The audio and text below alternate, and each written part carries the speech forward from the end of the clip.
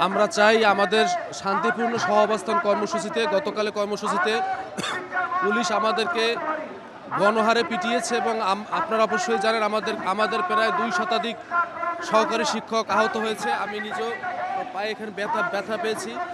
আমরা চাই অনতিবিলম্বে আমাদের যে ৩টি দাবি দেওয়া আছে সরকার এই দাবি দেওয়াগুলো আমাদের প্রাণের দাবি, এই দাবিগুলো মেনে নিক। যেহেতু আমাদের তৃতীয় সমাপনী পরীক্ষা আর অল্প দিন বাকি আছে, আমরা শিক্ষার ক্ষেত্রে অনেক সহাবস্থান এবং আন্তরিক।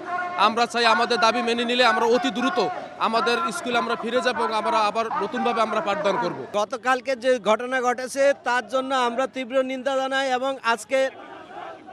এবং আজকে যে কার্যক্রম ঘোষণা দেওয়া হয়েছে, আজ থেকে সকল বিদ্যালয়, বাংলাদেশের ৬৫,০০০ বিদ্যালয়, সকল বিদ্যালয়ে তালা লাগানো হবে এবং সকল বিদ্যালয় কার্যক্রম বন্ধ থাকবে। সংগ্রামিত যত শিক্ষক নেতারা আছেন, শিক্ষকরা আছেন, সহকারী শিক্ষকরা আছেন, তারা নিজ নিজ কার্যালয়ে যদি থাকেন তাহলে তারা সবাই বিদ্যালয় বন্ধ রেখে সবাই ঢাকার উদ্দেশ্যে চলে আসবেন এবং আমাদের যে ১০ম গ্রেডে বাস্তবায়নের জন্য যে নেতৃবৃন্দ আছে তারা সবাই আমাদেরকে সহযোগিতা করবেন। আমাদের তো এখন একটা কর্মবিরতি চলছে বিদ্যালয়ে, আর আমরা ১০ম গ্রেডের দাবিতে বিশেষ করে ১৬ বছর এবং ১০ বছর পূর্তিতে উচ্চতর গ্রেড পাচ্ছে না শিক্ষকদের এই সমস্ত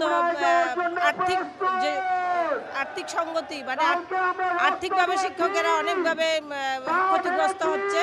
১০ বছর আগে যিনি চাকরি করছেন ওনার যে স্কেল, ২৫ সালে ২০ সালে যিনি নিয়োগ পেয়েছেন, ২৩ সালে যিনি নিয়োগ পেয়েছেন ওনার স্কেলও একই। তাহলে ১০ বছর ১৫ বছর চাকরি করে একই গ্রেডে চাকরি করা, এটা অনেক হীনমন্যতায় ভুগছেন। মানসিক স্বস্তিতে না থাকলে পাঠদানে বাধাগ্রস্ত হচ্ছে, ভালোভাবে আন্তরিকতার সাথে পাঠদান করতে পারছে না। আমরা সবাই ১০ম গ্রেড চাচ্ছি, ১০ম গ্রেড দিলে আমরা বিদ্যালয়ে ফিরে যাব, বিদ্যালয়ে ক্লাস বর্জন করব এবং এই কর্মসূচি আমরা সফলভাবে পালন করব ইনশাআল্লাহ। সেখানে আমি একবারে ফার্স্ট জায়গায় ছিলাম। পুলিশ হঠাৎ করে অতর্কিতভাবে প্রথমে তিনটে সাউন্ড গ্রেনেড মারার পরে আমি মনে করলাম যে এখন শেষ হয়ে যাবে। এত হচ্ছে, ধোঁয়া হচ্ছে। আমি তখন ডান পাশে ছিলাম, আমি দেখলাম আমি কোথায় যাব, তখন অনেক সাংবাদিক আমার পাশ দিয়ে দাঁড়া আছে। আমি তখন ভাবলাম যে এখানে হয়তো ওরা মারবে না বা পানি মারবে না।